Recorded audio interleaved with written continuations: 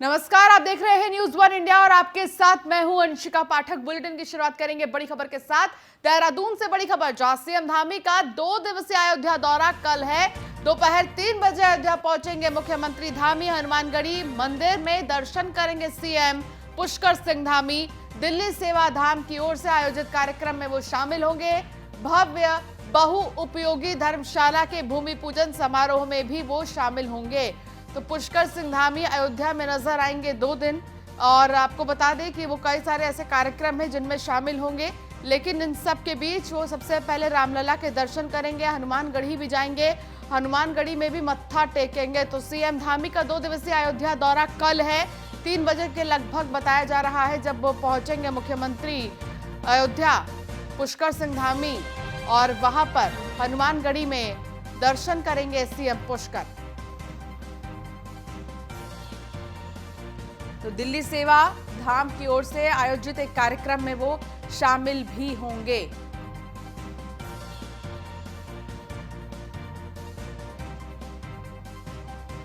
तो सीएम धामी का 2 दिवसीय अयोध्या दौरा कल है। कल अयोध्या में नजर आएंगे पुष्कर सिंह धामी। दोपहर 3 बजे वो अयोध्या पहुंचेंगे और अयोध्या में हनुमानगढ़ी के दर्शन करेंगे। इतना ही नहीं, एक कार्यक्रम का आयोजन किया जा रहा है, उसमें भी शामिल होंगे पुष्कर सिंह धामी। तो पुष्कर सिंह धामी अयोध्या पहुंच रहे हैं, राम की नगरी पहुंच रहे हैं, और उनके अयोध्या पहुंचने के बाद कैसे उनका स्वागत किया जाता है ये देखने वाली बात होगी। लेकिन उनका ये दौरा काफी ज्यादा महत्वपूर्ण माना जा रहा है। सीएम धामी का 2 दिवसीय अयोध्या दौरा है और कल 3 बजे के लगभग बताया जा रहा है मुख्यमंत्री पहुंचेंगे अयोध्या।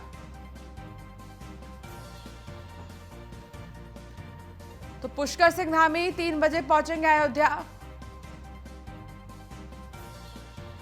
संदीप नेगी हमारे संवाददाता हमारे साथ देहरादून से जुड़ गए हैं। संदीप, क्या जानकारी मिल रही है पुष्कर सिंह धामी के अयोध्या दौरे को लेकर? बहुत बड़ी चीज है, पुष्कर सिंह धामी राम की नगरी अयोध्या में नजर आएंगे। क्या कुछ कार्यक्रम होंगे जिसमें वो शामिल हो सकते हैं?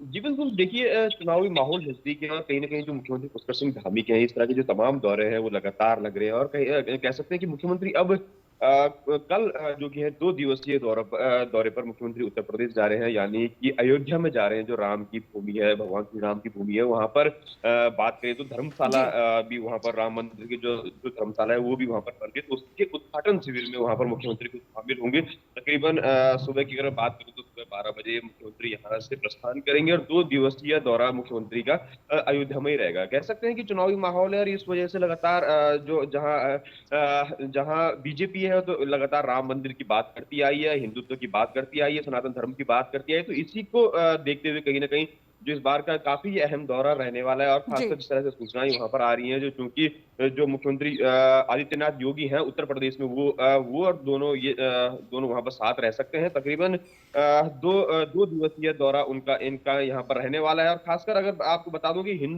जिस तरह से लगातार हिंदू धर्म के प्रति राम मंदिर बनाने की लगातार बीजेपी ने जो जी। जो ठानी है, तो उसी के चलते वहां पर जो जो एक धर्मशाला बनाई जा रही है उसका वहां पर उद्घाटन करने की भी तैयारी बताई गई है। उत्तराखंड सरकार की अगर मैं बात करूं तो पूरी तरह से सरकार लगातार तैयार है, और कहीं ना कहीं इसके प्रति जो तमाम जो तैयारी है, आज की मैं अगर बात करूं तो पूरा जो उत्तराखंड से जुड़ा हुआ तमाम जो महकमा है, सरकारी महकमा है, वो तैयारी करने के लिए आज ही उत्तर प्रदेश प्रस्थान करेगा। मिनट टू मिनट कार्यक्रम मुख्यमंत्री का यहाँ पर आ चुके हैं, और 2 दिवस पूरा इस दौरान कार्यक्रम रहेगा। और एक हिंदू जी। वोट बैंक साधने की अगर मैं बात करूं तो कहीं ना कहीं ये भी जरूर संदेश रहेगा, क्योंकि चुनावी माहौल है और सीधे तौर पर 2 महीने का वक्त अब चुनाव में बचा है। तो लिहाजा इस प्रकार की जो गतिविधियां हैं वो बिल्कुल मुख्यमंत्री पुष्कर सिंह धामी की जारी रहेंगी। तो आज की अगर बात करूं तो आज तो फिलहाल अगर उनके अगर जो कार्यक्रम की बात करें तो महज ही पूरा जो कार्यक्रम है वो अपने स्थित आवास पर ही रहेगा, यमुना कॉलोनी आवास पर रहेगा। लेकिन कल की अगर बात करें तो कल और परसों का जो पूरा शेड्यूल है मुख्यमंत्री का, वो पूरी तरह से व्यस्त उत्तर प्रदेश में रहने वाला है। जी व्यस्त रहने वाला है। लेकिन उनके इस अयोध्या दौरे की अगर हम बात करें तो जब वो पहुंचेंगे पुष्कर सिंह धामी, तो उनके स्वागत में कौन कौन वहां पर मौजूद रहने वाला है? क्योंकि बहुत बड़ी बात है, उत्तराखंड के मुख्यमंत्री आ रहे हैं अयोध्या, और अयोध्या से ही लगभग भारतीय जनता पार्टी के जितने भी बड़े दिग्गज हैं वो पहले दर्शन करते हैं रामलला के, हनुमानगढ़ी जाते हैं, मत्था टेकते हैं, और फिर जो भी उनकी स्ट्रेटेजी होती है उसकी शुरुआत करते हैं। तो क्या अयोध्या में दर्शन करने के बाद पुष्कर सिंह धामी कुछ बड़ा करने वाले हैं? जी बिल्कुल, देखिए क्योंकि अब अगर पिछले 5 सालों की अगर बात करूँ तो तीसरे मुख्यमंत्री पुष्कर सिंह धामी रहे हैं, तो इस प्रकार की जो गतिविधि है ये पहले मुख्यमंत्री हैं जो इस प्रकार अभी 5 सालों में दर्शन करने अयोध्या जाएँगे और भगवान राम के दर्शन वहाँ पर करेंगे। तो कहीं न कहीं ये बहुत बड़ी बात है कि उत्तराखंड के मुख्यमंत्री को वहाँ पर बुलाया गया है, पुष्कर सिंह धामी को वहाँ पर बुलाया गया है, तो स्वाभाविक सी बात है कि वहाँ पर जो तमाम जो उत्तर प्रदेश सरकार के तमाम जो आला अधिकारी हैं, मंत्री हैं, अयोध्या के जितने भी वहाँ पर बीजेपी के कर्मचारी हों या फिर संगठन हो या फिर सरकार से जुड़े हुए आदमी, ये तमाम लोग मौजूद वहाँ पर रहेंगे मुख्यमंत्री पुष्कर सिंह धामी के लिए। और उसके बाद जो फिर जो दर्शन करने की वहाँ पर लगातार जो सूचनाएं जिस तरह से आ रही हैं, वो वहाँ पर दर्शन करेंगे। हालांकि कहा तो यह भी जा रहा है कि खुद जो योगी आदित्यनाथ है, उत्तर प्रदेश के सीएम है, वो भी वहाँ पर दोनों ही मुख्यमंत्री साथ रहेंगे और एक संदेश जरूर देना चाहेंगे पूरे देश को कि आखिरकार हिंदुत्व के प्रति जो दोनों ही सरकारें हैं वो लगातार कितनी प्रतिबद्ध है। तो अभी तक फिलहाल ये भी ठीक है सूचना आ रही है, संदीप, आप लेकिन बने फिलहाल रहिए हमारे साथ, हम आगे भी आपसे अपडेट लेते रहेंगे। तो विजयदशमी उत्सव मनाया जा रहा है आरएसएस की तरफ से, और आप देख रहे थे कि किस तरीके से यहाँ पर आरएसएस की तरफ से विजयदशमी उत्सव जो है वो मनाया जा रहा है। चलिए अब आगे बढ़ते हैं। आज से शुरू हो गई चारों धामों के कपाट बंद होने की प्रक्रिया।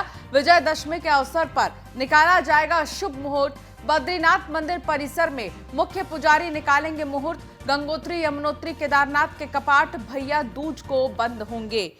तो जो भैया दूज को बंद होंगे कपाट, बद्रीनाथ मंदिर परिसर में मुख्य पुजारी मुहूर्त निकालेंगे। गंगोत्री, यमुनोत्री, केदारनाथ के कपाट भैया दूज को बंद होंगे। आज से शुरू होगी चारों धामों के कपाट बंद होने की प्रक्रिया। लंबे समय से खोल दिया गया था। कोर्ट की तरफ से आदेश जारी किया गया कि अब कपाट खोले जा सकते हैं, लेकिन शर्तों के अनुसार ही जो श्रद्धालु हैं वो आ सकेंगे। और श्रद्धालुओं के आने का सिलसिला भी शुरू हो गया था, लेकिन एक संख्या तय कर दी गई थी कि चारों धामों में एक संख्या निर्धारित की गई थी कि इतने की संख्या में ही एक बार में श्रद्धालु जा सकेंगे, जिसको लेकर ऑनलाइन रजिस्ट्रेशन कराना था। और कोविड की जो नेगेटिव रिपोर्ट है वो होना बेहद जरूरी, इसके साथ ही तमाम प्रोटोकॉल्स थे, जिसके बाद अब लंबे वक्त के बाद कपाट बंद होने शुरू होंगे, लेकिन इसके लिए शुभ मुहूर्त निकाला जाएगा। संदीप नेगी हमारे साथ, हमारे संवाददाता लगातार जुड़े हुए हैं। संदीप, क्या जानकारी मिल रही है? कपाट बंद होने को लेकर शुभ मुहूर्त इसके लिए निकाला जाएगा, लेकिन अभी कितना समय बाकी है श्रद्धालुओं के लिए कि वो फटाक से दर्शन कर सके, ताकि और वो जो मनोकामनाएं हैं वो रख सके? जी बिल्कुल, देखिए चारों धामों के जो कपाट हैं उनका जो बंद होने की जो तिथि है वो आज से निकालनी शुरू हो जाएगी। और आपको बता दें कि जो भैया दूज यानी कि दीपावली के जो अगले दिन भैया दूज रहता है, उसके बाद जो गंगोत्री यमुनोत्री है उनके धामों की जो बंद करने की जो तिथि आती है। उसके अलावा अगर मैं बात करूं तो राजशाही परिवार है वो बद्रीनाथ धाम को बंद करने की जो तिथि, कपाट बंद करने की तिथि का वो उसको निकालता है। नरेंद्र नगर में ये पूरा जो कार्यक्रम है ये उसका शुभारंभ किया जाता है। केदारनाथ की अगर बात करूं तो बद्रीनाथ जी के बंद होने के बाद चंद दिनों के बाद ही केदारनाथ धाम के कपाट बंद होते हैं। हाल फिलहाल अगर मैं बात करूं चारों धामों यात्रा की, तो लगातार जो यात्री हैं वो ताबड़तोड़ वहां पर उमड़ रहे हैं, क्योंकि जिस तरह से कोरोना काल के बाद इन चारों धामों में यात्रियों के आने पर रोक लगा दी गई थी हाईकोर्ट के द्वारा, क्योंकि सरकार अपने जो कार्य है वो सही ठीक से नहीं कर पाई थी। तो लिहाजा हाईकोर्ट ने सरकार को सीधे तौर पर आदेश दिए थे कि जब तक पुख्ता तैयारियां नहीं हो जाती हैं तब तक चारों धामों में यात्रियों के आने का जो प्रवेश है वो वर्जित रहेगा। उसके बाद हालांकि सरकार द्वारा पैरवी कर दी गई थी और कोर्ट में कुछ जो यात्री थे उनको आने के लिए जरूर कहा गया था, लेकिन एक संख्या थी वो सीमित रखी गई थी। इसके बाद अगर मैं बात करूं तो सरकार द्वारा उचित पैरवी कर दी गई थी और उसके बाद कहीं ना कहीं हाईकोर्ट ने सीधे तौर पर यात्रियों के आने के लिए तमाम रूप से स्वीकार जरूर कर दिया था। लेकिन अब की अगर मैं बात करूं तो जो ताबड़तोड़ यात्री हैं, हर दिन की अगर बात करूं तो तकरीबन 3 से 5 हजार यात्री हैं वो चारों धामों में इस वक्त आ रहे हैं। ये संख्या मैं आपको बता देता हूँ। और ये संख्या तकरीबन अगर मैं बात करूं तो 1.5 लाख से ऊपर कहीं ना कहीं ये पूरी संख्या जो है वो पहुंच चुकी है। और इसी प्रकार जो यात्री हैं वो लगातार आ रहे हैं। लेकिन अब यात्रा है चूंकि महज 20 से 25 दिनों की रह गई है यात्रा, तो कह सकते हैं कि जो यात्रियों का जो आने का सिलसिला है वो कहीं ना कहीं लगातार जारी है। सरकार ने भी इसके लिए जो मुख्य प्रबंध हैं वो लगातार किए हैं। हालांकि जो पूरी जो कोविड नियमावली है उसका पालन भी लगातार सरकार जो यात्री हैं वो लगातार कर रहे हैं सरकार द्वारा, और हाईकोर्ट के द्वारा लगातार जी। कहा गया है कि वो अपना जो पालन है वो जरूर करें। तो ऐसे में कहीं ना कहीं केदारनाथ, बद्रीनाथ के साथ साथ गंगोत्री, यमुनोत्री में लगातार चारों धामों में यात्रियों का आना का जो सिलसिला है वो लगातार जारी है। दूसरी ओर अगर हेमकुंड साहिब के अभी अभी कपाट बंद हुए हैं तो वहां पर भी लगातार जो यात्रियों की संख्या है वो भी लगातार बढ़ती है। लेकिन फिलहाल वहां पर चूंकि काफी हाइट पर है तो ऐसे में जो श्रद्धालुओं का जाना काफी दिक्कतों भरा था। तैयारियां भी सरकार की ओर से पूरी नहीं कर दी गई थी वहां पे, तो लिहाजा हेमकुंड साहिब के कपाट जरूर बंद कर दिए गए हैं। लेकिन फिलहाल चारों धामों में वो लगातार यात्री जरूर आ रहे हैं। हेली सेवा की अगर बात करूं तो हेली सेवा भी सरकार द्वारा खोल दी गई ठीक है है संदीप। केदारनाथ के लिए, चूंकि लगातार काफी अगर बताऊं तो सड़क मार्ग से 21 किलोमीटर की पूरी तरह से ये यात्रा जी। केदारनाथ की होती है। तो कहीं ना कहीं गौरीकुंड के साथ साथ फाटा और गुप्तकाशी से इन तीनों जगहों से सरकार की हेली सुविधाएं भी ठीक है। वहां पर जारी हैं। देहरादून तहस दारा से भी सरकार ने हेली सुविधाएं जरूर करी हैं, लेकिन ठीक है। महज ही चंद दिनों का वक्त ठीक है बचा संदीप, हुआ है। बहुत 20 शुक्रिया इस तमाम जानकारी के लिए। तो मुख्यमंत्री पुष्कर सिंह धामी ने गुरुवार को महानवमी के अवसर पर पूरे परिवार के साथ डाट काली मंदिर में शाम की आरती में शामिल हुए। इस दौरान मुख्यमंत्री ने प्रदेश की सुख समृद्धि की कामना भी की। तो पुष्कर सिंह धामी पहुंचे परिवार के साथ मंदिर और वहां पर उन्होंने पूजा अर्चना की है। तस्वीर आपको हम दिखा रहे हैं। इसके साथ ही उन्होंने सुख समृद्धि की कामना भी की है।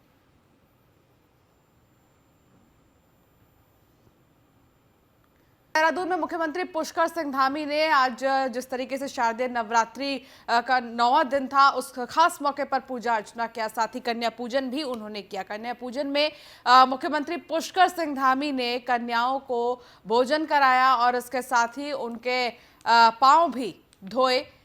पुष्कर सिंह धामी ने मुख्यमंत्री आवास में विधि विधान से कन्या पूजन किया। इस मौके पर सीएम धामी ने विश्व के कल्याण एवं शांति के लिए सर्वे भवन्तु सुखिनः की भावना से 9 दुर्गा की प्रतीक 9 कन्याओं को भोजन भी कराया है। सीएम धामी के साथ उनकी धर्मपत्नी भी मौजूद रहीं।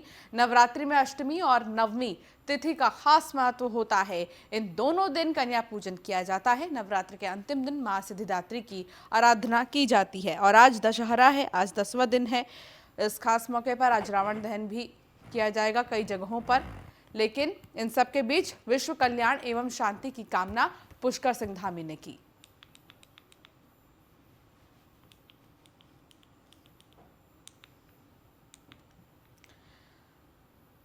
धर्मनगरी हरिद्वार में शारदीय नवरात्रि की नवमी के मौके पर स्वामी रामदेव और आचार्य बालकृष्ण ने कन्या पूजन किया। 9 दिनों तक चले वैदिक अनुष्ठान के समापन पर विधि विधान से यज्ञ और कन्या पूजन किया गया। इस दौरान बाबा रामदेव और बालकृष्ण ने कन्याओं को भोजन कराया और आशीर्वाद दिया। योग गुरु बाबा रामदेव ने कहा कि नवरात्रों के 9 दिनों में भगवान के विभिन्न रूपों की आराधना की जाती है। नवरात्रों के दिनों में हम उपवास और उपासना से अपने अंदर आध्यात्मिक ऊर्जा का संचार करते हैं।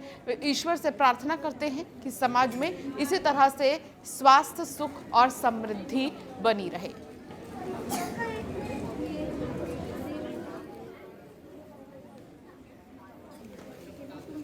माताएं बहनें सबको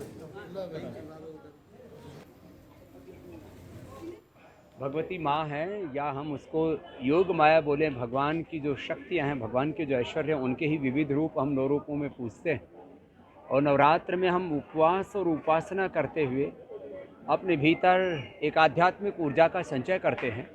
हम माँ भगवती से, लक्ष्मी, दुर्गा, जो भी हम